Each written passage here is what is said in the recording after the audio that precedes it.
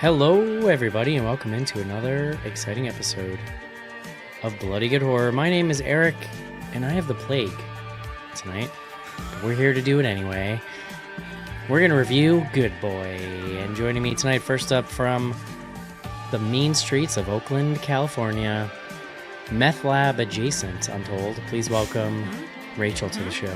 Don't be jealous. A bus drove into a building near me this week. Actually yesterday, so things are staying interesting in my neck of the woods. Was it meth related? Was it a meth related bus? Or We assume that the SUV that forced the bus to drive into a building, there was maybe some meth or drugs related to it. But Next up from Manhattan, New York City, please welcome John Schnars to the show. We got shit driving into shit all over around here, so you know. you don't got to big dog me about shit running into shit, okay? I don't think it's meth Let me related. have although this, Jonathan. I John, hadn't considered it whether meth was involved or not. I might be in your neck of the woods next week, John. We should chat. I'm going to be in your neck of the woods next week, John and Eric. Oh, I think that's on my calendar actually, Rachel. Yeah. Wait, what day? I'll be there the 9th through that Saturday. Oh shit, we might actually. Okay, we might converge. All right. Last up tonight from Indiana, please welcome Casey to the show. I was wondering if you were going to remember or not. No, I did. I would never forget you, Casey. We're here to review Good Boy. And that's it. We took last week off. It was Thanksgiving. How's everybody's Thanksgiving?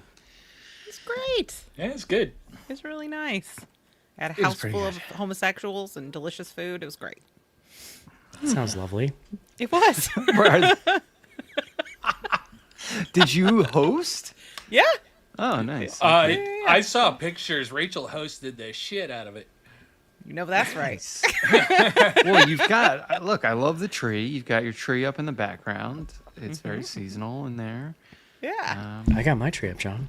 You look at it. My tree is, I am like directly looking at it. It is in my line of sight, but nice. Did you do a turkey, Rachel? So I have worked out the ultimate system. I have a friend who loves to cook and I love to host. So she does all the cooking and I do all the like putting together the games and decorating and making sure everything flows nicely. But I don't incredible. make a thing. Yeah, I love it. Perfect. Okay. But did everyone do turkey? This is actually an important question. We did ham and turkey. God, I'm jealous. It's even better.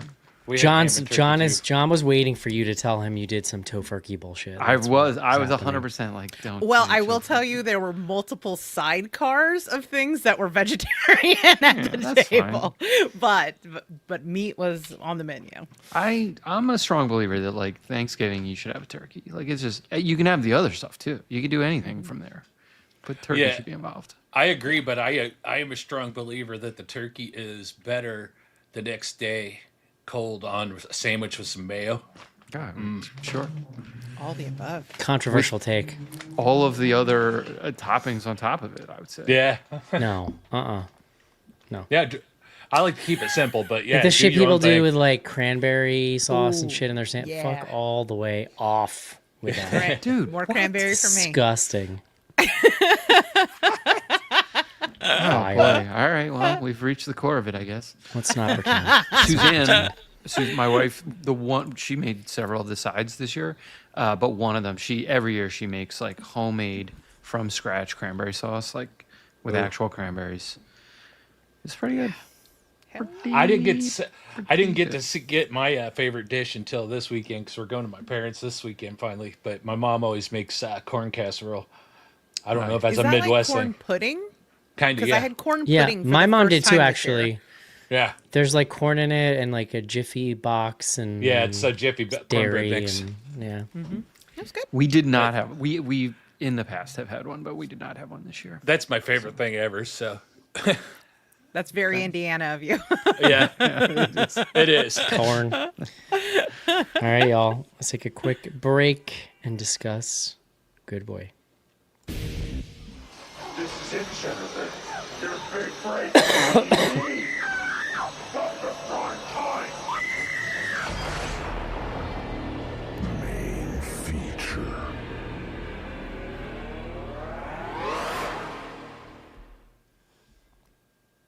John, Words. Yes. Good. Remember back in 2016 when we started joking about how words don't mean anything anymore? Yeah. Yeah. Maybe we're Where- getting close to the meaning stuff again. Oh, hello. Pendulum has swung. I mean, if you say so. Feeling like I'll Father believe it Time when I might see it. feeling like Father Time might bring it back around for us sometime soon. You know.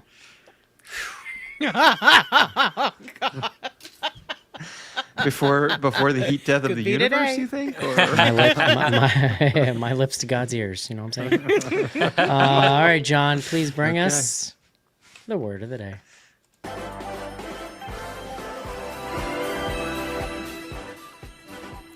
Eric, I really worked on this one for a little while, and I came back with canine. I Word's literally canine. was like, you better not say canine. Fucking A, right? I said canine. Shame on you and your I whole house. went. You know what? I went to the list. I made sure I'd never used it before. I was fairly surprised that I hadn't, and here we are. The word is canine. As an adjective, it means relating to or resembling a dog or dogs, or the dog family, you could say. And it can also just be used as a noun for a dog, or pointed tooth between the incisors and the premolars. So there you go. There's levels to this Canine. shit. Comes to us from the Latin canis, which means dog. I spent most of this movie, honestly, just kind of zoning out and contemplating the domestication of animals. It's like a deep It level. is, it is a meditation on animal consciousness at some level, I would say. Companionship, yeah. Yeah. So, John, why don't you tell us about a good boy? Good Boy is from the filmmaker, director Ben Leonberg. Also co-wrote with Alex Cannon. Looked like first feature. There was a couple of shorts that Leonberg had directed previously. But yeah, this was one of these movies. I maybe Rachel, do you know? I know this was like one of the kind of festival darlings. Got picked up, sort of global distribution. All the bunch of different companies, but here in the U.S., Shudder gave it a theatrical run. I want to say early October. Just came out on Shudder. Maybe what was it, like 2 weeks ago? I know Casey, you flagged it for us. It was like, Something like yeah. that, So, so yeah, it's a fairly simple movie. It is also a fairly short film. You could say it's high concept. The idea here is that we, as the viewers, are following Indy, who is a canine. Indy is the canine friend of Todd. It's Todd, right? Todd's the main guy. Yeah, I think so. Yep. Never would have pulled And- that in a million years. Todd's very sick. He is, he's effectively dying. You don't sort of like know that right out of the gate, but you can kind of like guess what's going on. He's sort of terminally ill. He leaves his apartment living situation to basically move into his grandfather's old house, this old like sort of dilapidated house. The only other real character, I guess there's like 3-4 other real characters in the film. You have Todd's sister Vera, who we never see until I guess like right at the very end of the movie. She's like kind of on the phone. She's someone that Todd's like interacting with throughout. And then the grandfather, who we actually do see, he's one of the only human characters whose faces we actually get to see. And he's played by Larry Fessenden. Of course, the one face we see is Larry Fessenden's. He heard there was an independent horror movie that needed, a grandfather needed a face. figure. So, no, I mean, he's always a delight. So, and so, we are following Indy. The movie is very much told from the perspective of the dog. Like we are the good boy in this scenario. And you know what I mean when I say that is like it's not first person POV, although at times it is, but it is very much sort of like shot from the perspective of the dog. Even Todd, I don't think we ever really get a clean shot of Todd's face. Like it's always sort of happening in shadow. We're sort of experiencing him from the dog level. So it's a lot of his like feet and, you know, him like walking around. And yeah, I mean, that's sort of it. And so they get to this house, they get to the grandfather's house, and like spooky stuff is just starting to happen. There's like a burned up kind of looking guy who's creeping around. The dog, Indy, keeps thinking he sees stuff. There's a lot of dog dream sequences. If you like jump scares in dreams, if that's like high on your list, try on a dog jump scare in a dream. So yeah, that's it. I mean, that's the setup. We can kind of talk about where this thing goes. There is a sort of like what's happening here element. I mean, to the extent there is an arc, it is very much us in Indy's place sort of trying to figure out what's happening. I think it's really the arc is happening at a more meta level than that, which we can kind of get into. I'm curious, you know, how that worked for everyone. Rachel. All right. Well, okay. So while I feel a little mixed on some elements of this movie overall, I also was pretty impressed by it. It hinges on whether or not you are able to connect with and project your emotions onto this dog character. And I think they do the dog is extremely expressive. It's very easy to anthropomorphize him. I would take a bullet for him. He's the cutest freaking dog I've ever seen. From You were him as well? Googling domestication. I was Googling, can I have this breed of dog with cats? Like I fell absolutely in love with Indy. Rachel, really So- quick, it is the direct. You probably knew this. It's the director's dog. Yeah, right. And it So- took like years to make the movie because he was trying not to traumatize his own dog, which I appreciate. Sure. So I think on that front, it successfully pulls off the gimmick of being able to make you identify with its lead character. It definitely shifts the perspective of the ghost story. We've seen a million ghost stories, but we've never seen one from this perspective. By having a dog as your protagonist, it's interesting because on one hand, he's like more fit for the situation. He can hear the ghost. He can smell the ghost. He's not burdened by logic to try to like wish it away. If it's there, it's there. But at the same time, he doesn't have thumbs. So he's pretty vulnerable. So that adds levels of tension to this. So in that way, I think it's really effective. I'm not going to say that it's not really, there's no depth to it, because I do think it does explore some themes like you said, like loyalty and companionship. And I think it's great how loyal he is because Todd kind of sucks.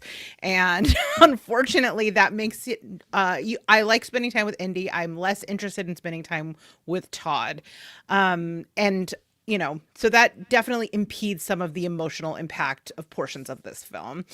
And as far as story, it's pretty light. There's not a lot of depth or nuance to this story. There's some hints at things of like a family curse, but without a second person to have dialogue with, it's pretty limited in terms of what it can actually tell you. But as far as things going bump in the night and jump scares, like you said, it does deliver on those. And I would say that Good Dog is rich on atmosphere and angst. It's pretty light on storytelling, but the sheer joy of witnessing Indy and his little star-making turn as our lead character makes it, at the very least, a pretty singular and fairly rewarding experience for him alone. Casey. So, I had no idea what to expect with this movie. I've been kind of concerned from the beginning. The obvious concern being, is the dog going to be okay by the end? It's safe to watch. I'll go ahead and spoil that for you. But, you know, obviously this screams a gimmick. And by the time I got through this was a gimmick, but it's a gimmick I enjoyed. I I thought that, didn't know how they were going to pull it off. And by the time, and I didn't, like I said, I couldn't visualize how a plot would unroll around this, unravel around this, especially after seeing Presence. Presence kind of gave us a clue, and I was trying to pair it with that. What we got, I was entertained. It wasn't the greatest movie ever. I don't think it'll make my top 10, but there's just the fact that they went for it and pulled off this gimmick, and I think made it a fairly moving movie. I was able to connect to Indy the dog very well with the expressive face, just like Rachel was saying, and I was sucked into it. So And I was kind of riveted throughout the end, throughout the end of the second act and the beginning of the third. I was really riveted just to see what was going on with Indy. Beyond the POV, there's not doing anything too new here, but it, like, again, to agree with Rachel, it's changing the ghost story formula, which we've seen so many times now. And we've even talked on here, about how you can't do, just shaking the picture on the wall and stuff like that. They're doing something different here. And I think it's worth applauding and supporting and, enjoying out there. It's a weird trip. And we've seen more experimental movies that did not land with me at all. Skinamarink, I'm looking at you. This is a good time. Now you made me think about Skinamarink, and now I'm angry. John, I'm being smart. Winding them up. I am going to be more negative than Rachel and Casey have been. I very strongly agree, technically, and even from a sort of aspiration standpoint, I was very impressed, right? Like, it's a gimmick for sure. It's a gimmick movie. It's trying to do a thing that, like, from where I sit right now, I don't know that it should have even been tried. Or probably not tried as a full-length feature film. I will also just take a second. We talked, it's short. This movie, I think it is the shortest film. I was shocked at how short it was and that it got as much of a theatrical release as it did. I had actually been told that, this is like just through some work stuff, like theaters don't like things under 80 minutes because it upsets the film, the ticket buyers, because they feel like they're not getting their money's worth for a ticket purchase. I actually don't know if they sold this at like a lower ticket price. I assume they didn't. Like, I'd be surprised, but it's really short. So to me, and maybe there was I was looking at some of the director's previous shorts. Like, I don't think they made this as a short film before they just went for the full feature. If we had experienced this as like one of the VHS things, I realized it wouldn't fit in the VHS universe, and I found footage, but like, it could be an amazing short experience. It just doesn't work at the like length that it's being asked to work here. The biggest thing for me, Rachel, you sort of referenced the dog as the main character. I don't think it's a character. Like, it is the perspective through which the film is being experienced. It's like us. Presence. But so here's the thing: in Presence, the ghost is also not a character. Right. I'm saying, But it's a there's perspective. all these other characters like, happening. as if presence, but there's people in that. But Indy has an emotional arc, and we are connecting to his emotional experience, unless we are sociopaths. So the point that Okay, no, first of all, so sure, don't. fair. Like, the dog is like, can a dog act? Like, I don't know. Like, sure, I guess, but like, it's not. It's not the same as a human actor, first and foremost. But the point I guess I would make is like, the dog also can't do anything. It's not like it's not imposing its will on the environment of this movie. Like, in a lot, like, It's just reacting. Most of this movie, like, it should just be called like things that happen near a dog. Like, the dog is just like seeing shit. Now, this is the other thing, and I think I have made this same critique of other movies. Many, if not all, of the scares here are like in the dog's head. A lot of them are happening in dream sequences. First movie I've seen a dog dream sequence, which I enjoyed. I'm actually curious, like, does any of this stuff really happen, or is this is like one of my or is it Maybe all... he got the dog high. I don't think the dog really saw a ghost, John. No, well, exactly. Like, but like it's just but then like, what's the movie? I think the dog saw a ghost. I feel like my cats see ghosts all the time. well, sure. And I guess like the point of the movie is like animals experience the supernatural. Like the humans aren't seeing these ghosts, but like basically my takeaway from the movie is like the dog is processing its owner's death. I guess it's also processing the fact that the owner's become like a huge asshole in his end of life. Because Rachel, your point about the owner is like he's like almost reprehensible. And not like I feel badly for him. Like there's like you experience pathos for this dying person, but like you're given almost nothing to hold on to with him. He's like pushing away his sister, like the dog. There's like the moment where he's pushing away the dog, but that actually was appropriate, I think, in that moment. Like, but he's just like kind of a dick. Like, and like the way he reacts to the doctor is like a dick. Like, it's just all. So you're like. So I guess where I was going is like, is the dog seeing the ghost, the dog trying to process his owner becoming a dick, or was the owner always like this? Like what I mean, I don't think they hint at there being something larger there, like something with a family. So here's the thing: it's light. If you are trying to find clues and about what this movie is, I think that is sort of one of the major clues that there is an actual haunting or something happening here, but the Colin film and I does had a not totally different deliver take. all of that. Yeah. Colin and I had a totally different take on what's going on here than either of you. I'll get to it after. all right, sorry. Interesting. So No, you go ahead. I want my whole thing was like, it's super duper thin. And you guys know, like I've had dogs. Like I'm not a huge dog person. I really, really got to the point where I was like, okay, like I get it.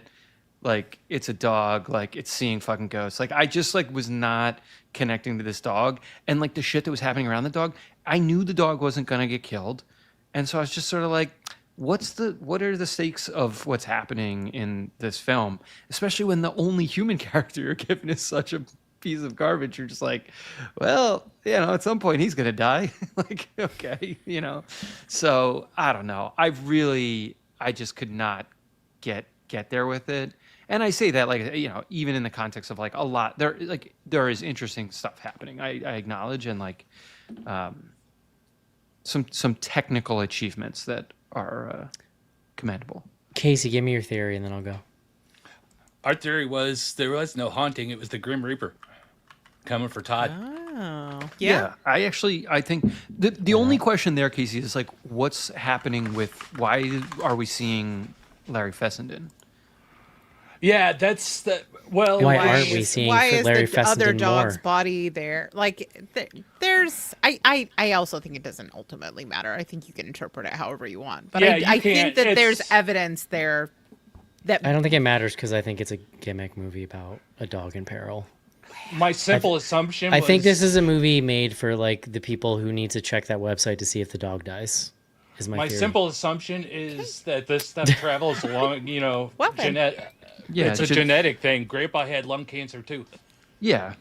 No, and we're seeing the other dog because the other dog got like trapped basically when the grandfather died, and so he's got that like disturbed soul situation. It's kind of like how it's repeating itself down the family line. That's a big assumption on my part. That's not what the movie directed me to.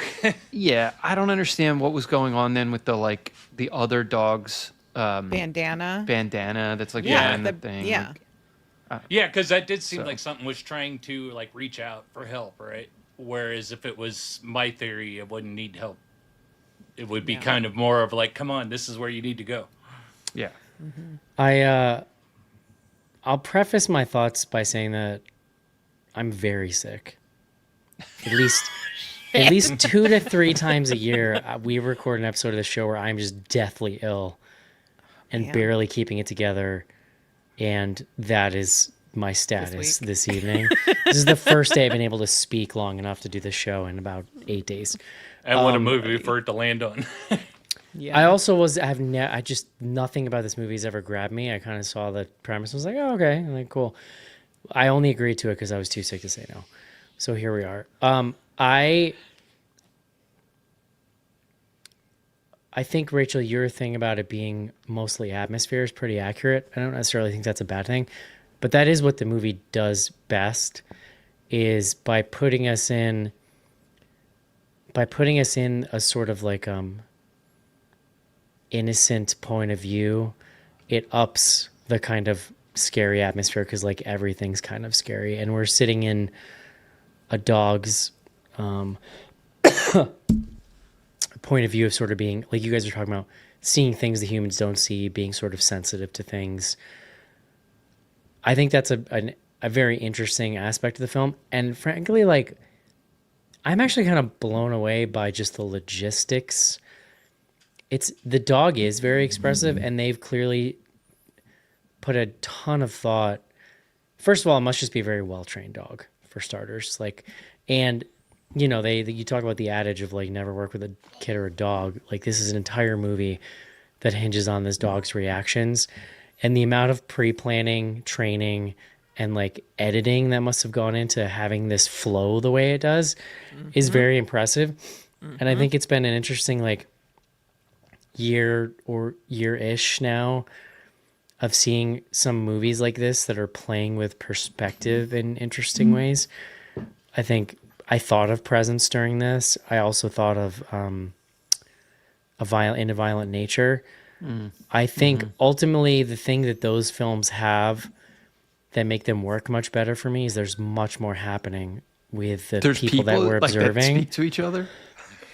Yeah, like it's a challenge to, because in A Violent Nature, right, we do go long stretches of that movie where you don't hear much or not much is happening, but then the next thing that happens is somebody gets brutally murdered, or we see an extended conversation that has a lot of plot. Like, and Presence is there's 4 people living in close quarters in a house. And there's a lot of story in that film to kind of parse into. So it's a bold move to put this from a dog's point of view and not really have much in the way of humans in the movie or like human interaction. It's pretty minimal. For me, what is intriguing in the first act, by the time I'm halfway through, I'm just checked out. Again, I'm very sick. But it just didn't really grab me, and I think the novelty of the perspective just wore off after a while, and I was just like, I will say more movies should have an hour and 15 runtime. I would argue this thing should have just been an hour. I know. Let's just cut to the chase and make it an hour. It might have even worked That, better that for was me. sort of the point I was making. Like the version of this that's a a nice extended short in an anthology. Yeah. This would have been a great Masters of Horror. Sure. Or like a Tales from the Crypt. Yeah. Or Even ABCs of shorter. Horror. Very impressed by the dog. I think it's interesting filmmaking from a visual perspective. It just doesn't grab me from a story perspective. Also, like Dogs in Peril does. I'm not saying it does nothing for me in a film, but it does nothing for me beyond a person. It's just Yes, Eric, come to my it side. just doesn't. It just doesn't. Come to So my when I side. say, I'm not trying to like, there's some people just, it really gets to them. Careful. This is a movie for them. Some people. I'm just saying. Easy. I'm just saying this Not movie too is gonna. much. All I'm saying is this movie's gonna play much better if you're that kind of person than if you're just. It's just. I know the dog's not in danger. This dog is having the time of his fucking life. Everybody's paying attention to it. Probably got 100 treats a day. Like, this dog was living I its mean, best that life on argument this is set. true of every person in a horror movie, too. Like, they're also not really in peril. Yeah, and the bar for me to like really care about somebody who dies in a horror movie is high, and it takes like a very high degree of like very smart emotional screenwriting to get me there. And there's not even a lot of room in the storytelling device here to do that, you know? It's just what I'm saying is like It it's, felt like such a cheat code because I saw the dog and I was like, that's I what will I'm kill saying. anyone. It's Yeah. just relying on whatever your base reaction to that scenario is. Yeah. Is where it's pulling That's you fair. in. And it Oh, really definitely. because yeah, like you either just feel a way about a dog in a movie or you don't, and it can't speak. Like to your point, like Well, that's the I would gimmick, push right? back a little bit on the idea that the dog has an arc. Well, But like, I Yeah. think you just enter in that film wherever you are with it, and that's where you're going to be for the rest of it. so for- I Film actually wanted to go back to crafts an this. arc for the dog. Like I don't think Yeah. that the dog like it sat down with the director and was like, "All right, talk to me about my motivation." Like, Smart. No, but Rachel, what does this color theory in the film speak to my emotional state? But I do think that the movie gives the dog an arc. what the dog's is like, the hear arc, me out. though? What if you Because just? I don't What want if to it be was just a dick, scene of I'm me licking my curious. balls for 10 minutes? Because I would define the arc like I actually think to the extent there is an arc in this movie, it is actually, and this is why I was sort of trying to make this point earlier. It's like there's like a meta arc that you have to like. We as the audience go on this journey with the dog, but like in my mind, the sort of actual arc is like us realizing what's happening to the dog. It's not that the dog is like solving something or like Well, but it's the growing dog's and journey through. changing in some way. It's the dog's version of going through trauma and loss, and then off to a new beginning. But it's just juxtaposed the same as it would be for a human. They're taking the same journey. So, yes, but like we don't know that that's what's happening to the dog until like that's the arc for us. And like the dog definitely doesn't know that that's what's happening, right? Like that's sort of the point is like the dog is confused. Like we are seeing the person go to the human go to the doctor and the doctor say like you're fucked basically. The dog doesn't know that the human's fucked at that point. Right? So like the dog like the arc to the extent there's an arc, it's like us realizing that the dog's processing of this like tragedy is like this like ghost story basically. That's I at think it's least more my in that That could be. final moment where he's like saying goodbye to the dog and he's like, "You've been a good boy, Sure. like, Yeah. but you can't save me." Like the dog has to move at the end, has to like accept and move on instead of being like the other dog that stayed, presumably. Yeah. Like, you know what I mean? Like Exactly. they're juxtaposing those two dogs. So there is I'm not saying it's the most complex and intricate arc of all time, but there is something there. There's definitely a huge amount of suspension of belief throughout all this too.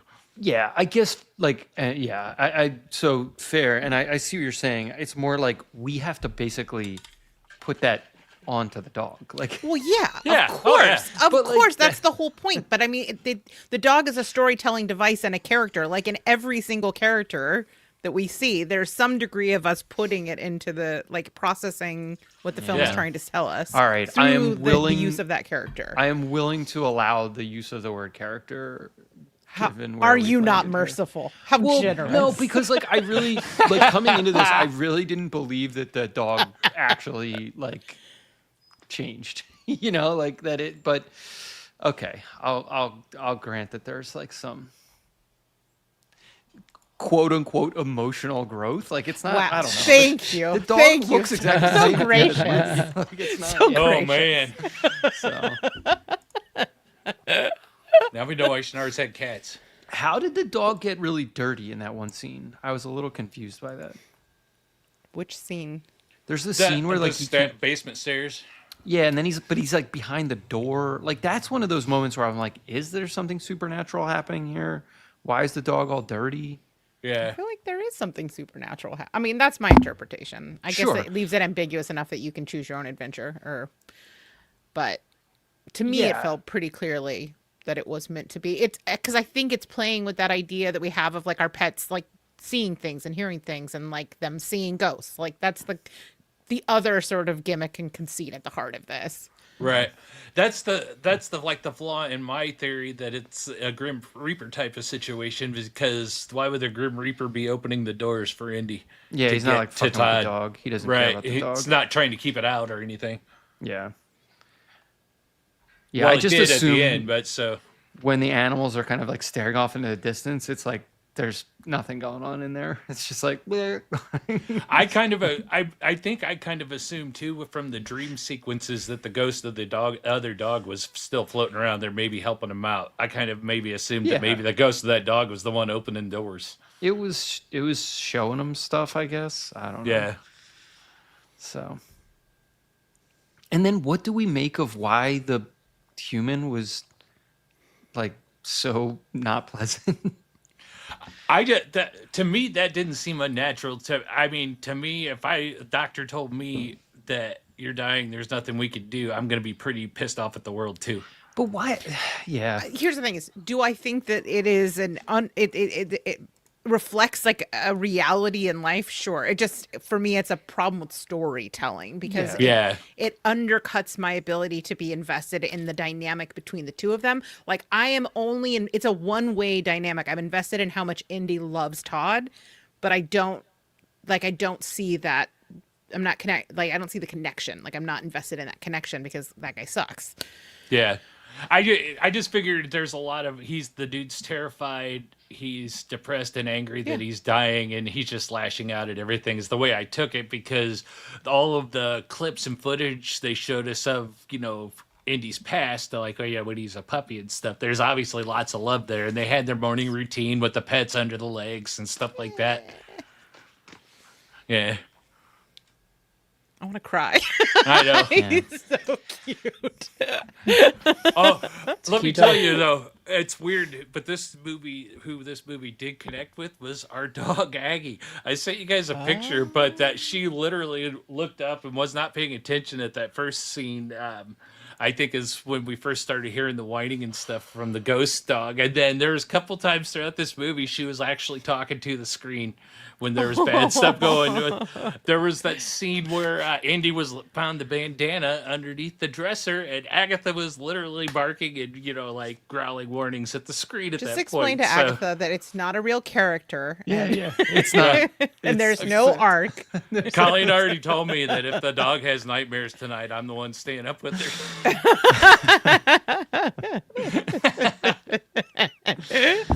Yeah. I thought that was know. interesting, kind of fascinating to watch, though, with this, being the first from a dog's POV, and seeing her reaction to it. Yeah. I'm ready for more humans in my movies. Is I guess all I'm saying. Yeah. Good news. Every like- single other movie will give you that. Yeah. We've got we've got that movie. What's it called? Primate. What's the one with the chimpanzee? Oh, yeah. Love a chimpanzee.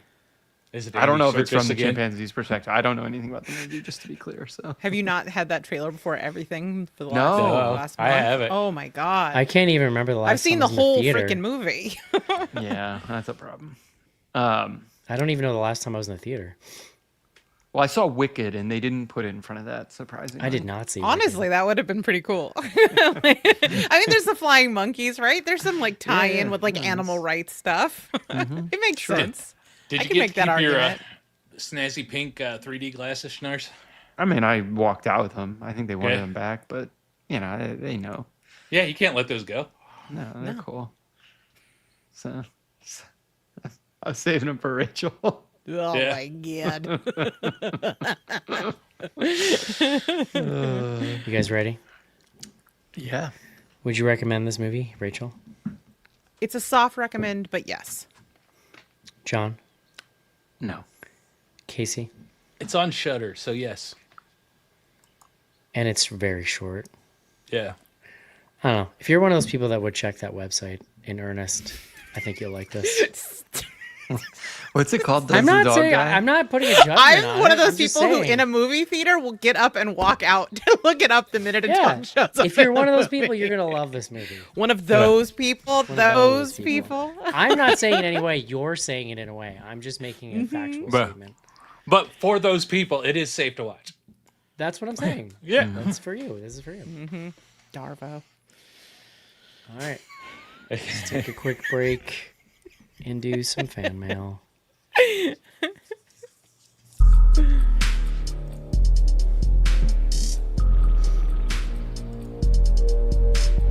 Send feedback to info@bloodygoodhorror.com or on Twitter using hashtag AskPGH.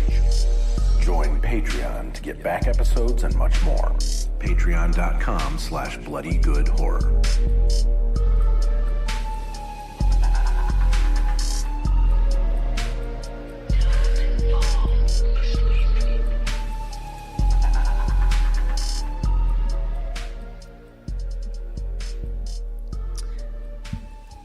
I got socials out so late tonight. I have no idea if we have anything. Casey, you want to start with threads? Sure, we got a couple threads out there tonight. First up, our buddy Metal Prof. What animal are you the most scared of? That's a great question. That is a good question. I've said it before. I'll say it again. Fuck ostriches. They're really Ostriches. big. I know, they're terrifying. They're very big. My answer is centipedes. Meh. Ooh. Yeah, I mean, if we're including insects, obviously it's spiders and the kind that like to worm their way into ears. Well, people just want. To I have a sleep. kind of visceral reaction to a centipede that a lot of people do about like spiders or snakes. I can see it. Yeah. I mean, like- snakes are. I think we have a genetic predisposition to be pretty freaked out by snakes. I'm not like deathly afraid of snakes. Like if I see one, there's a snake that lives in our garage at Are the there house. snakes in Manhattan, John? No, but at the house. I mean, Eric, you know, the old Hudson Valley is. You ever see We're like cool random snakes. animals in Manhattan, John? I guess Yeah. rats. Rats, raccoons. Occasionally, you'll see fox. I haven't seen a fox, I don't think, but people will see 'em. City raccoons, wow. Oh, dude. Well, I guess the park's there, right? So yeah. there's probably Central, I mean, I animals live out a block from Central Park. There's fucking dogs all over the place. I mean, don't even get me started. But I think so. When I'm hiking, I'm most scared of mountain lions because they do get spotted where I am. yeah. But then I went kayaking in the ocean for the first time over the weekend, and I definitely was like out there, and there was like seals popping up their little puppy Yeah. faces next to me, It's and the I was best. like, "Wait, you're shark food? Am I on the shark's plate? In the shark's house?" So maybe sharks a little bit. Yeah. But yeah, it was the first time I ever went kayaking. It was so much fun. Yeah. I've done sea kayaking maybe only once, like in the actual ocean, like where you go out and the seals are like coming up. Yeah. There were like dolphins that were like kind of close by at one point. I mean, it was very Magical. cool. Yeah. It was fun. Magical. So, Yeah. Yeah. did you see an otter? Those are the best. That's No, that's my but number we're one gonna go animal. to this other place that have otters that you can go, and they also do like the bioluminescent night, like kayaking. So we're yeah. gonna do that. That's awesome. Oh, I thought you were going to say bioluminescent otters. Well, maybe. Who knows? Who knows what's yeah. in the water? What's happening? All right, next up, our good buddy, the Jace. What are your opinions on movies where a dog dies? I've always personally found it weird that people can recognize that human deaths in movies aren't real, but can't seem to apply that same logic to animal deaths. That's what it is. Like, that's what it is. It's like if you don't, and the only thing I can come up with, and I guess I get this, it's like a dog isn't innocent. Like even a human character in a movie is a morally complex thing typically. Well, they're Whereas like a innocent dog and never defenseless. is, right? Yeah. Like a dog never is, so you can just project. Wait, so where are you then on kids? Like, are kids the same as dogs in that situation? Kids are in like that little calculus? sociopaths on feet. I don't know. I don't It know. depends. It's not a logical thing. Jace wants me to logic through something that I have. It is like it is uncontrollable. Like I have a visceral reaction anytime I see any cruelty towards animals, dogs, cats, anything. I don't. Horses, birds, I don't like it. It's a visceral thing. I don't but- like but it. To be clear, it's I'm not like clapping but it's when not. something I bad don't know. happens to the dog. I don't know. Like cruelty, yes, like real cruelty, of course, but it's not real. I know. I'm listen. I Unless we're cannot talking give you a about logical cannibal answer for holocaust what or happens something. like in my body. Like it is. I feel deep sadness and revulsion anytime I see an animal, even fake, like definitely really harmed. I would be like traumatized, but like fake harmed. Hold on. How I about? think it would track animated more for me animals? if that same empathy you also felt for human characters. I didn't say it was logical. I Wait, but preface Rachel, this does it with this is extend- not logical. It is just it happens. I don't know. Like Does it it's- extend to animated animals or like a Bambi situation? Depends. Okay. I don't know. All right. I also the sound of animal pain really bothers me, so it depends on how realistic it is. But like monsters, I don't care. That's fine. I don't know. Like why do things taste certain ways to different people? Like I think it's just something in our, you know what I mean? Like in our build, in our genetics, and our brain chemistry. You could have a rough time with Zootopia. I'm worried. I don't know. We'll see. I'll probably be all right with Zootopia. I'll probably be able to tough it out. Anthropomorphized animals. Totally. No, but yeah. Gnarly things can happen to them. Yeah. Okay. I don't know. Why does anything bother anybody? Like, you know what I mean? Justify anything that bothers you. Explain it to me. Like you just react to things. Okay. What else? All we right.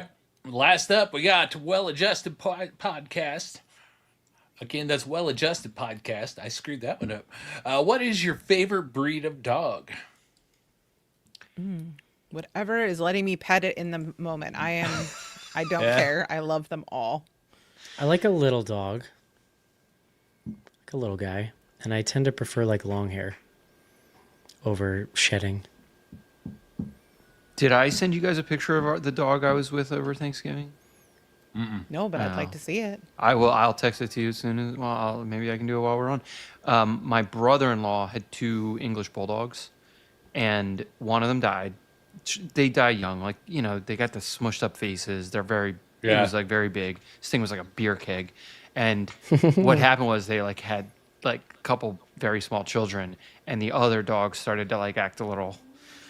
Not like the kind of dog you want to have around little kids. And so then my in-laws sort of like took that dog in, and it's a great dog. Like it's I a very recently lovely dog. had a French bulldog come into my life, and even though he is a little terrorist, he's grown on me quite a bit. Yeah. They're so cute. Petunia is the dog's name.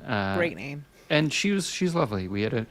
She wants nothing more than to just like sit, like I'm trying to sit watch football, and she wants to sit and look up at me, and ask me to play with her.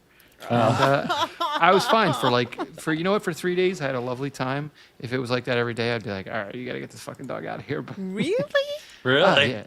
I love dogs in short bursts. Big fan. Yeah. It's the like I gotta like pick up this dog's shit now. Is that what you're telling me? Yeah. Like, It is a no, lot. Yeah. I'm out. I of that. love dogs. I don't have a dog lifestyle. Like I can't be a responsible dog owner now, so I just like go for walks and I pet don't other really people's dogs mind as much as I can. I share a poop pillow pickup. with the beagle. No, not in the. I can't. I'm too old to be in the bed. There's no fucking way. Eh. I don't mind the poop picking up. It's more the like middle of the night vomiting. That's when I'm questioning my life choices the most. I think. I just send you guys Petunia's Oh, Petunia. Oh my God. I want Yeah. to smush my face into her face. She's so cute. Cute. picture. Yeah, she's a handsome pup.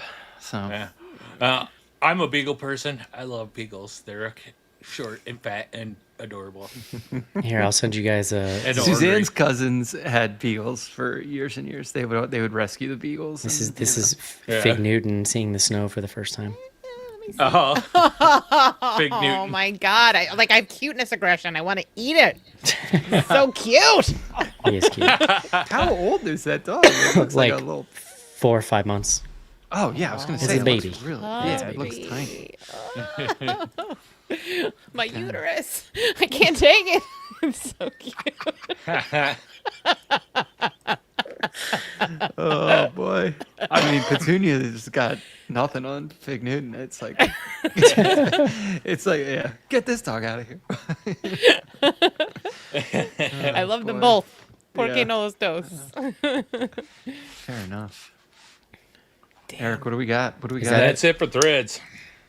Shout out to the people hanging out in our YouTube chat tonight.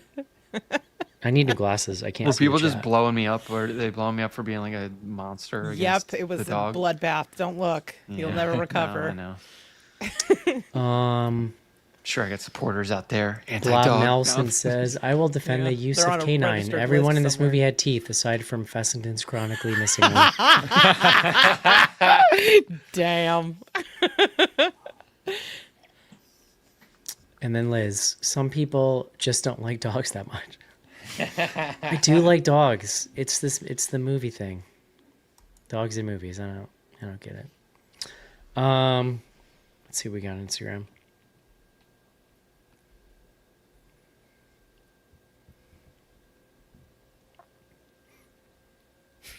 Stand by. No, I'm standing. Don't worry. Standing by. Teddy Kruger says, scale of 1 to 10, how good will the horror movie I'm making with my guinea pig be? Depends on what your plans are. Don't try to take 3 years to make it is my only advice. True. But also 10. 11 if you let me pet it. Last question of the night. Brian Wolford, what is another pet you'd like to see a horror movie about? Honestly, How about a movie it's from too like stressful. a goldfish's perspective? Like you're just in the bowl the whole time and people come and go. I'd say from a cat's perspective, but it'd have to be like an Adult Swim short or something like that, because it'd just be a cat with ghosts and the cat yelling, "Fuck you, fuck you."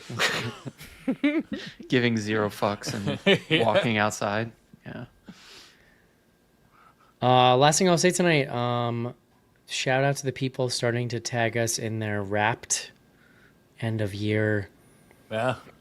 Spotify, Apple Music thingies.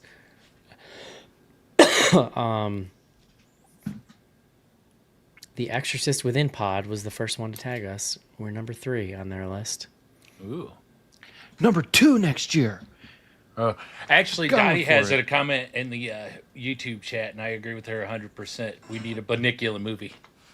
Oh my God, Bunnicula! I have not thought about that in so long. I loved those books as a kid. It'd be perfect. I prefer Count Duckula. Oh, yeah, that's a good one, too. Someone didn't read the celery stalks at midnight, and it shows. Yeah.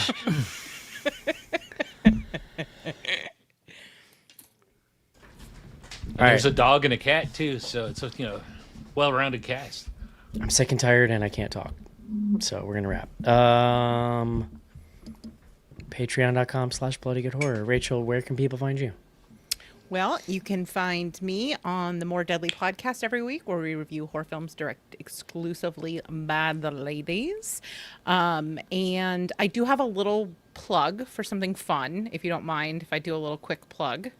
Plug. Let's go. Okay, so something that was born out of the More Deadly podcast. We did a review of a movie called Book of Birdie, directed by Elizabeth E. Shook. It's really great. It is kind of religious horror, minstrel horror. Great stuff. Beautiful, artistic, incredible. And in the process, we became friendly with the director. And so Vinegar Syndrome has put out a special release Blu-ray, and Ariel and I got to do the audio commentary with the director. So Whoa. that movie sounds interesting to you, and it should, because it's a really incredible film, check it out and enjoy we had a great time. So flattered to be asked to do it. So check out our audio commentary on the Blu-ray on Vinegar That's an Syndrome. awesome plug. Yeah, that's That's not even a awesome. plug. That's just cool. That's a cool thing. All It right. was really cool. It was really fun. We were super flattered to be Yeah, asked to that's do awesome. it. And yeah, so it's out now. So get in there, get into it. Okay. Are we going to the theater this weekend, Eric? Your mic is muted, so we can't I tell said, if you're talking. check it out. We only have a few movies left for year ender. There's a little movie called Five Nights at Five Freddy's Nights at 2. Freddy's. Can I say something? Yeah. I'm pretty encouraged by that trailer It looks fun. because it looks I've- like the sequel yeah. is like what I kind of wanted / expected the first one to be. So maybe they finally just arrived where I wanted them to be, which is just Yeah. make a dumb slasher with it. Like that's all we need. Whatever that bullshit of the first one was. So maybe it's gonna be good. They're not making it sort of like a LGBTQ, like, over What- the top just- thing. I didn't like know they did what with that Megan was. 2. Like they're not going to Megan Excuse 2 me? angle, where it's like yes, Slay Queen. slay queening and all. Like it's not. Yeah. I don't know. I haven't really seen a trailer, so I don't know which direction. they're It looks good. going. Okay. All right, y'all. Thank God it's not Is that- wait, is that LGBTQ this or weekend? any dogs. I in was it. trying to make a Megan 2 joke, Rachel. I'm sorry. I don't know. Is that this Get it. weekend? Yeah, it's this weekend. All right. Well, I guess that's what we're doing, folks. Hope you enjoyed the show, and we'll talk to you next week. See you. Bye, everybody. Bye-bye.